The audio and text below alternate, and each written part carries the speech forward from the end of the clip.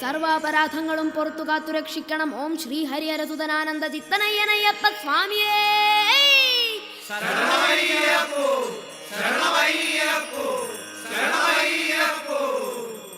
നമസ്കാരം. ആത്മീയം ചാനലിന്റെ പുതിയൊരു വീഡിയോയിലേക്ക് ഏവർക്കും സ്വാഗതം. ഇപ്പോൾ പുറത്ത് നല്ല തണുപ്പാണല്ലേ? വൃശ്ചിക മാസത്തിന്റെ കുളിര്.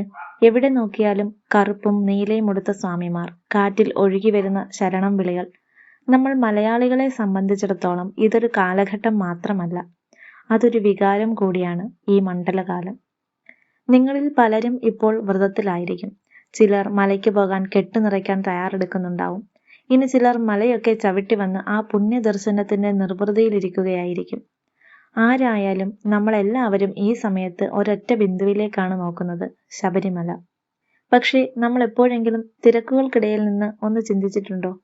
സത്യത്തിൽ എന്തിനാണ് നമ്മൾ ഈ യാത്ര പോകുന്നത്? വെറുമൊരു ക്ഷേത്ര ദർശനം മാത്രമാണോ ഇത്? അതോ ഒരു വിനോദയാത്രയാണോ? മറ്റ് ക്ഷേത്രങ്ങളിൽ പോകുന്നത് പോലെ അല്ല ശബരിമല. അതിന് ഒരുപാട് വ്യത്യാസങ്ങളുണ്ട്. അവിടുത്തെ ആചാരങ്ങൾക്കും ചിട്ടകൾക്കും വലിയ അർത്ഥങ്ങളുമുണ്ട്. ഇന്ന് നമ്മൾ കുറച്ചു സമയം ഇതിനെക്കുറിച്ച് സംസാരിക്കാൻ പോവുകയാണ്. വ്രതം മുതൽ സന്നിധാനം വരെ, മാലയിടുന്നത് മുതൽ പടി കയറുന്നത് വരെ, ഇതിന്റെ എല്ലാം ഉള്ളിൽ ഒളിഞ്ഞിരിക്കുന്ന വലിയൊരു സത്യമുണ്ട്. നമ്മൾ അറിയാതെ പോയ, അല്ലെങ്കിൽ നമ്മൾ അധികം ശ്രദ്ധിക്കാതെ പോയ ചില ആത്മീയമായ രഹസ്യങ്ങൾ. അത് നമുക്കൊന്ന് തിരിച്ചറിയാം. വ്രതം, ഒരുക്കത്തിന്റെ ശാസ്ത്രം. ആദ്യം തന്നെ നമുക്ക് വ്രതത്തെക്കുറിച്ച് പറയാം. എന്തിനാണ് 41 ദിവസത്തെ വ്രതം? എന്താണ് ഇതിന്റെ ശാസ്ത്രം? പലരും ചോദിക്കാറുണ്ട്, ഭഗവാനെ കാണാൻ എന്തിനാണ് ഇത്രയും കഷ്ടപ്പെടുന്നത്? മനസ്സിൽ ഭക്തി ഉണ്ടായാൽ പോരെ എന്ന്. ശരിയാണ്, ഭക്തി മനസ്സിലാണ് വേണ്ടത്. പക്ഷെ ആ മനസ്സ് വസിക്കുന്നത് ഈ ശരീരത്തിലാണല്ലോ. നമ്മുടെ ഈ ശരീരം ഒരു ക്ഷേത്രമാണ്. പക്ഷെ വർഷം മുഴുവനുള്ള ഓട്ടത്തിനിടയിൽ, ജോലി തിരക്കുകൾക്കിടയിൽ നമ്മൾ ഈ ക്ഷേത്രം വൃത്തികേടാക്കുന്നു. തെറ്റായ ആഹാരങ്ങൾ, ദേഷ്യം, വാശി, മത്സരം, ലഹരി തുടങ്ങി ഇതെല്ലാം കൊണ്ട് നമ്മൾ നമ്മളെ തന്നെ മലിനമാക്കുന്നു. ഒരു ദൈവത്തെ കുടിയിരുത്തണമെങ്കിൽ ആ സ്ഥലം ഏറ്റവും ശുദ്ധമായിരിക്കണ്ടേ? അതിന് നമ്മുടെ പൂർവികർ കണ്ടുപിടിച്ച ഒരു ഡീറ്റോക്സ് രീതിയാണ് ഈ മണ്ഡലവ്രതം. 41 ദിവസം എന്നത് ഒരു മനുഷ്യന്റെ ശീലങ്ങളെ മാറ്റിയെടുക്കാൻ ശാസ്ത്രീയമായി ആവശ്യമുള്ള സമയമാണ്. ആ 41 ദിവസമാണ് ഒരു മണ്ഡലം. ഈ ദിവസങ്ങളിൽ നമ്മൾ അതിരാവിലെ എഴുന്നേൽക്കുന്നു. ബ്രഹ്മമുഹൂർത്തത്തിൽ ഉണരുന്നത് തന്നെ വലിയൊരു പോസിറ്റീവ് എനർജിയാണ്. പച്ചവെള്ളത്തിൽ കുളിക്കുന്നു, അത് നമ്മുടെ ഞരമ്പുകളെ ഉണർത്തുന്നു. സസ്യാഹാരം മാത്രം കഴിക്കുന്നു, അത് നമ്മുടെ ഉള്ളിലെ മൃഗീയ വാസനകളെ കുറച്ചുകൊണ്ട് മനസ്സിനെ ശുദ്ധമാക്കുന്നു, ശാന്തമാക്കുന്നു. ഇതൊരു ശിക്ഷയല്ല, മറിച്ച് ഇതൊരു ചികിത്സാ രീതി കൂടിയാണ്. മനസ്സിനും ശരീരത്തിനുമുള്ള ചികിത്സ. വ്രതം പൂർത്തിയാക്കുമ്പോൾ നിങ്ങൾക്ക് തന്നെ തോന്നും നിങ്ങൾ ഒരു പുതിയ മനുഷ്യനായെന്ന്. കൂടുതൽ ക്ഷമയുള്ള, കൂടുതൽ ആരോഗ്യവാനായ, കൂടുതൽ തെളിച്ചമുള്ള ഒരാൾ. അതാണ് ശബരിമല യാത്രയുടെ ആദ്യത്തെ പടി. വേഷവും സമത്വവും. ഇനി വേഷത്തെക്കുറിച്ച് നോക്കാം. കറുപ്പ് അല്ലെങ്കിൽ നീല വസ്ത്രം. എന്തിനാണ് കറുപ്പ്? നിറങ്ങളുടെ ശാസ്ത്രത്തിൽ കറുപ്പിന് വലിയൊരു പ്രത്യേകതയുണ്ട്. അത് ഒന്നിനെയും പുറത്തേക്ക് വിടുന്നില്ല, എല്ലാത്തിനെയും ഉള്ളിലേക്ക് വലിച്ചെടുക്കുന്നു. പ്രകാശത്തെ പോലും അത് ആഗിരണം ചെയ്യുന്നു. ഒരു അയ്യപ്പ ഭക്തൻ എപ്പോഴും അങ്ങനെ ആയിരിക്കണം. ആര് ചീത്ത പറഞ്ഞാലും, ആര് പുകഴ്ത്തിയാലും, ജീവിതത്തിൽ എന്ത് കഷ്ടപ്പാട് വന്നാലും അതിനെയെല്ലാം ഒരുപോലെ ഉള്ളിലേക്കെടുക്കാൻ, ഒന്നിനോടും പ്രതികരിച്ച് ദേഷ്യം കാണിക്കാതിരിക്കാൻ ആ നിറം നമ്മളെ ഓർമ്മിപ്പിക്കുന്നു. അതുപോലെ തന്നെയാണ് തുല്യത. നിങ്ങൾ ആലോചിച്ചു നോക്കൂ, ലോകത്തിൽ വേറെ എവിടെയുണ്ട് ഇങ്ങനെ ഒരു കാഴ്ച? മാലയിട്ട് കഴിഞ്ഞാൽ പിന്നെ അവിടെ പണക്കാരനില്ല, പാവപ്പെട്ടവനില്ല, കളക്ടറെന്നോ പോലീസെന്നോ മന്ത്രിയെന്നോ കൂലിപ്പണിക്കാരനെന്നോ ഉള്ള വ്യത്യാസമില്ല. എല്ലാവരും ഒരേ വേഷം, എല്ലാവരും നിലത്ത് കിടക്കുന്നു, എല്ലാവരും ഒരേ ഭക്ഷണം കഴിക്കുന്നു, എല്ലാവരും പരസ്പരം വിളിക്കുന്നതും ഒരേ പേര്, സ്വാമി. എത്ര വലിയൊരു തത്വമാണത്! സ്വാമി എന്ന് വിളിക്കുമ്പോൾ നമ്മൾ ആ വ്യക്തിയുടെ ശരീരത്തെയല്ല ബഹുമാനിക്കുന്നത്, മറിച്ച് അയാളുടെ ഉള്ളിലുള്ള ദൈവീകതയെയാണ്. നീയും ദൈവമാണ് എന്ന വലിയ തിരിച്ചറിവാണ് ഓരോ വിളിയിലും വേണ്ടത്. ആരും വലിയവരല്ല, ആരും ചെറിയവരുമല്ല, എല്ലാവരും അയ്യപ്പന്റെ രൂപങ്ങൾ.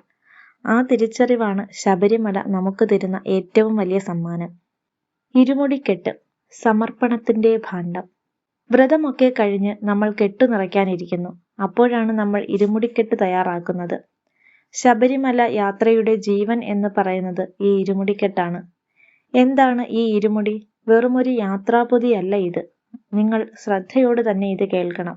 ആ ഇരുമുടിക്കെട്ട് സത്യത്തിൽ നമ്മുടെ ജീവിതം തന്നെയാണ്. നമ്മൾ തലയിൽ ചുമക്കുന്നത് നമ്മുടെ തന്നെ കർമ്മങ്ങളെയാണ്. നമ്മൾ ഈ ലോകത്ത് ജീവിച്ചപ്പോൾ ചെയ്തു പോയ പാപങ്ങൾ, നമ്മൾ ചെയ്ത പുണ്യങ്ങൾ, നമ്മുടെ ആഗ്രഹങ്ങൾ, നമ്മുടെ ദുഃഖങ്ങൾ, ഇതെല്ലാം നമ്മൾ ആ കെട്ടിലാക്കി തലയിൽ വയ്ക്കുകയാണ്. ഭഗവാനെ, എനിക്ക് വേറെ ആരുമില്ല, എൻ്റെ ജീവിതം ഇതാ നിന്റെ കാൽക്കൽ വയ്ക്കുന്നു, ഇതിലുള്ള ഗുണങ്ങളെയും ദോഷങ്ങളെയും നീ തന്നെ സ്വീകരിക്കണേ എന്ന പൂർണ്ണമായ സമർപ്പണമാണ്, ശരണാഗതിയാണത്. ഒരു ഭക്തൻ ഇരുമുടിക്കെട്ട് തലയിൽ എടുത്തു കഴിഞ്ഞാൽ പിന്നെ അത് താഴെ വെക്കാൻ പാടില്ല എന്ന് പറയും. സന്നിധാനത്തിൽ എത്തുന്നത് വരെ നമ്മൾ അത് ചുമക്കണം. അതിൻ്റെ അർത്ഥം എന്താണ്? നമ്മുടെ കർമ്മഫലങ്ങൾ നമ്മൾ തന്നെ അനുഭവിച്ചേ തീരൂ. അത് മറ്റൊരാൾക്ക് ചുമക്കാൻ സാധിക്കില്ല. ആ ഭാരവും താങ്ങി കല്ലും മുള്ളും നിറഞ്ഞ വഴിയിലൂടെ നമ്മൾ നടക്കുമ്പോൾ നമ്മൾ നമ്മളോട് തന്നെ പറയുകയാണ്, ഇതെന്റെ വിധിയാണ്, ഇതെന്റെ കർമ്മമാണ്, ഞാൻ തന്നെ ഇത് ഭഗവാന്റെ അടുത്തെത്തിക്കണം. കാടും വഴിയും, ജീവിതയാത്ര. അങ്ങനെ ഇരുമുടിക്കെട്ടേന്തി നമ്മുടെ യാത്ര തുടങ്ങുകയാണ്. എരുമേലി പേട്ടതുള്ളൽ കഴിഞ്ഞ് നമ്മൾ കാടു കയറുന്നു. ഇന്നത്തെ കാലത്ത് യാത്രകൾ എളുപ്പമായിരിക്കാം, പക്ഷേ ശബരിമലയുടെ സങ്കല്പം എന്നത് കാൽനടയാത്ര തന്നെയാണ്. എന്തിനാണ് ഈ കാട് വഴി? നമ്മുടെ ജീവിതയാത്രയുടെ ഒരു ചെറിയ പതിപ്പാണത്. ജീവിതത്തിൽ എപ്പോഴും സുഖങ്ങൾ മാത്രമല്ലല്ലോ. കല്ലുണ്ടാകും, മുള്ളുണ്ടാകും, വന്യമൃഗങ്ങളെ പോലെ നമ്മളെ പേടിപ്പിക്കുന്ന പ്രശ്നങ്ങളുണ്ടാകും, കയറ്റങ്ങളും ഇറക്കങ്ങളും ഉണ്ടാകും. കല്ലും മുള്ളും കാലിനും എത്ത എന്ന് വിളിച്ചു പറയുമ്പോൾ കഷ്ടപ്പാടുകളെ സന്തോഷത്തോടെ സ്വീകരിക്കാൻ നമ്മൾ മനസ്സിനെ പഠിപ്പിക്കുകയാണ്. പിന്നെ പമ്പാ നദി. പമ്പ ഒരു നദി മാത്രമല്ല, അതൊരു അമ്മയാണ്. നമ്മുടെ യാത്രയുടെ ക്ഷീണം മുഴുവൻ ആറ്റിക്കളയുന്ന അമ്മ. പമ്പയിൽ മുങ്ങി നിവരുമ്പോൾ നമ്മൾ ശാരീരികമായി മാത്രമല്ല ശുദ്ധിയാകുന്നത്, നമ്മുടെ മനസ്സിലെ പഴയ ഭാരങ്ങളെല്ലാം ആ വെള്ളത്തിൽ ഒഴുക്കിക്കളയുന്നു. ഒരു പൊതുജന്മം എടുക്കുന്നത് പോലെയാണ് പമ്പാ സ്നാനം. 18-ാം പടി, ആത്മീയതയുടെ പടവുകൾ. നീലിമലയും അപ്പാച്ചിമേടും കയറി നമ്മൾ ഒടുവിൽ ആ വലിയ സത്യത്തിന് മുന്നിലെത്തുന്നു. 18-ാം പടി. പൊന്നു പതിഞ്ഞ 18 പടികൾ. ലോകത്തിൽ എത്രയോ ക്ഷേത്രങ്ങളുണ്ട്, അവിടെയൊക്കെ പടികളുമുണ്ട്. പക്ഷെ ശബരിമലയിലെ 18 പടികൾക്ക് മാത്രം എന്താണ് ഇത്ര പ്രത്യേകത? അതൊരു വലിയ ആത്മീയ രഹസ്യമാണ്. മനുഷ്യൻ ദൈവത്തിലേക്ക് എത്താൻ കടക്കേണ്ട 18 കടമ്പകളാണത്. ആദ്യത്തെ 5 പടികൾ നമ്മുടെ പഞ്ചേന്ദ്രിയങ്ങളാണ്. കണ്ണ്, ചെവി, മൂക്ക്, നാവ്, ത്വക്ക്. പുറം ലോകത്തെ കാഴ്ചകളിലും ശബ്ദങ്ങളിലും നമ്മളെ കുടുക്കിയിടുന്നത് ഇവയാണ്. അതിനെ ജയിക്കുക എന്നതാണ് ആദ്യ പടി. അടുത്ത 8 പടികൾ നമ്മുടെ ഉള്ളിലെ വികാരങ്ങളെ സൂചിപ്പിക്കുന്നു. കാമം, ക്രോധം, അത്യാഗ്രഹം, അഹങ്കാരം തുടങ്ങിയവ. പിന്നെ 3 ഗുണങ്ങൾ, സത്വം, രജസ്, തമസ്. അവസാനത്തേത് വിദ്യയും അവിദ്യയും. ഇങ്ങനെ നമ്മളെ പുറകോട്ട് വലിക്കുന്ന, നമ്മളെ മനുഷ്യനായി മാത്രം നിലനിർത്തുന്ന 18 കാര്യങ്ങളെ ചവിട്ടിത്താഴ്ത്തി അതിന് മുകളിൽ നിൽക്കുമ്പോഴാണ് നമുക്ക് അയ്യപ്പനെ കാണാൻ കഴിയുക. അതുകൊണ്ടാണ് ഇരുമുടിക്കെട്ടില്ലാത്തവർക്ക്, അതായത് വ്രതശുദ്ധി ഇല്ലാത്തവർക്ക് ആ പടി കയറാൻ സാധിക്കില്ല എന്ന് പറയുന്നത്. മനസ്സിനെ ജയിക്കാത്തവന്, ഇന്ദ്രിയങ്ങളെ നിയന്ത്രിക്കാത്തവന് ആ പടി കയറാൻ യോഗ്യതയില്ല. ആ പടികൾ വെറും കല്ലുകളല്ല, അത് സത്യധർമ്മങ്ങളുടെ പ്രതീകമാണ്. ദർശനം, തത്വമസി എന്ന സത്യം. പടി കയറി മുകളിലെത്തുമ്പോൾ ആ തിരക്കിനിടയിൽ നമ്മൾ ആ ശ്രീകോവിലിലേക്ക് നോക്കുന്നു. തങ്ക അങ്കി ചാർത്തി യോഗനിദ്രയിൽ സർവ്വ ഐശ്വര്യങ്ങളും നൽകിയിരിക്കുന്ന ധർമ്മശാസ്താവ് സാക്ഷാൽ അയ്യപ്പസ്വാമി. സ്വാമിയെ ശരണമയ്യപ്പ എന്ന വിളി മാത്രം അന്തരീക്ഷത്തിൽ മുഴങ്ങുന്നു. ആ നിമിഷം 41 ദിവസത്തെ കഷ്ടപ്പാടും കാടു കയറിയ ക്ഷീണവും വിശപ്പും ദാഹവും എല്ലാം നമ്മൾ മറക്കുന്നു. കണ്ണുകൾ നിറയുന്ന, തൊണ്ട ഇടറുന്ന ആ നിമിഷം. അവിടെ ആ ശ്രീകോവിലിന്റെ മുകളിൽ എഴുതി വെച്ചിരിക്കുന്ന ഒരു വാക്യമുണ്ട്. പലരും തിരക്കിനിടയിൽ അത് ശ്രദ്ധിക്കാറേയില്ല. തത്വമസി. വേദങ്ങളിലെ മഹാവാക്യമാണത്. എന്താണ് അതിന്റെ അർത്ഥം? അത് നീയാകുന്നു. അതായത് നീ ആരെയാണോ പുറത്ത് അന്വേഷിക്കുന്നത്, ആ ദൈവം നിന്നിൽ തന്നെയാണുള്ളത്. ഇതാണ് ശബരിമല തരുന്ന ഏറ്റവും വലിയ സന്ദേശം. നമ്മൾ വിചാരിക്കുന്നത് ദൈവം എവിടെയോ കൈലാസത്തിലോ വൈകുണ്ഠത്തിലോ ഇരിക്കുകയാണെന്നല്ലേ? അല്ല, ദൈവം നമ്മുടെ തന്നെ ഉള്ളിലാണ്. നിന്നിലെ ദൈവത്തെ കണ്ടെത്താനാണ് നീ ഈ യാത്രയുമായി ഇവിടെ വന്നത്. നീയും അയ്യപ്പനും രണ്ടല്ല, ഒന്നാണ്. നമ്മൾ കൊണ്ടുവന്ന ഇരുമുടിക്കെട്ട് അവിടെ അഴിക്കുന്നു. അതിലെ നെയ്തേങ്ങ എടുക്കുന്നു. ആ തേങ്ങ ഉടയ്ക്കുന്നത് നമ്മുടെ അഹങ്കാരത്തെ ഉടയ്ക്കലാണ്. അതിനുള്ളിലെ നെയ്യ് അത് നമ്മുടെ ആത്മാവാണ്. അത് ഭഗവാന്റെ വിഗ്രഹത്തിലേക്ക് ഒഴിക്കുന്നു. അതാണ് നെയ്യഭിഷേകം. ആ നെയ്യ് വിഗ്രഹത്തിൽ വീണു ചേരുമ്പോൾ അത് പിന്നെ തിരിച്ചെടുക്കാൻ പറ്റില്ല. അത് ഭഗവാനിലേക്ക് തന്നെ ചേരുകയാണ്. ജീവാത്മാവ് പരമാത്മാവിൽ ലയിക്കുന്നു. ആ നിമിഷം നമ്മളും അയ്യപ്പനും ഒന്നാകുന്നു. അതാണ് മോക്ഷം. അതാണ് സായുജ്യം. മലയിറക്കം. ദർശനമെല്ലാം കഴിഞ്ഞ് നമ്മൾ മലയിറങ്ങുന്നു. പക്ഷേ മലയിറങ്ങുമ്പോൾ നമ്മൾ പഴയ ആളാകരുത്. ശബരിമലയിൽ പോയി വന്ന ഒരാൾക്ക് ഒരുപാട് മാറ്റങ്ങൾ ഉണ്ടായിരിക്കണം.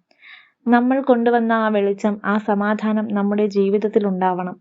നമ്മുടെ വീട്ടിൽ, നാട്ടിൽ, നമ്മുടെ ജോലി സ്ഥലത്ത് എല്ലാവരിലും അയ്യപ്പനെ കാണാൻ നമുക്ക് സാധിക്കണം. ആരോടും ദേഷ്യമില്ലാതെ എല്ലാവരെയും സ്നേഹിച്ച് കഴിയുന്ന സഹായങ്ങൾ ചെയ്ത് ജീവിക്കാൻ നമുക്ക് കഴിയുമ്പോഴാണ് ആ വ്രതം പൂർണ്ണമാകുന്നത്. അപ്പോഴാണ് നമ്മൾ യഥാർത്ഥ അയ്യപ്പൻ ആകുന്നത്. ഈ മണ്ഡലകാലം നമുക്ക് അതിനുള്ള അവസരമാകട്ടെ. നമ്മുടെ ഉള്ളിലെ ഇരുട്ട് മാറി വെളിച്ചം നിറയാൻ ഈ വ്രതകാലം ഉപകരിക്കട്ടെ. ഓരോരുത്തർക്കും ഭഗവാന്റെ അനുഗ്രഹം ഉണ്ടാവട്ടെ എന്ന് പ്രാർത്ഥിക്കുന്നു. ഈ യാത്രയിലുടനീളം ഭഗവാൻ കൂടെ ഉണ്ടാവട്ടെ. വീണ്ടും കാണാം. നന്ദി.